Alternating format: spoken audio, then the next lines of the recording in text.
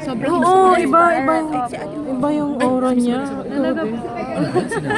Happy siya. Siya, ganyan talaga.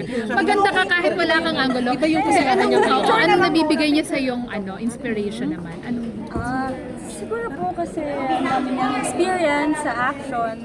Sobrang swerte ko lang din po na palagi kami magkasama kasi kung ano yung mga kailangan kong gawin, ginagabayan niya rin ako. Yeah, like yung sa Muay Thai, boxing, lahat. Lagi siyang nagdaan. Thank you po. Good thing na magkasama kayo kasi naaalaga ko. Taray. Taray! Ngayon lang walang hindi toxic ang relasyon mo. Grabe ka naman, toxic lahat. Sige po, last ba yan? Hindi naman. Feeling ko lang naman, syempre, siguro bata pa ako noon. Ngayon. So, may mga misunderstanding. Tama lang yun. Tamang timing. Tamang timing lang. Kanina Thank you, ano thank sa you. suot mo, Barbs? Regalo kay Tita Annabel ba yan? Po, kay Tita Annabel, binigay niya ito. Ha? Oo, sabi ko sa'yo, attention yung ikaw. Eh kay Richard, anong binigay? Last question.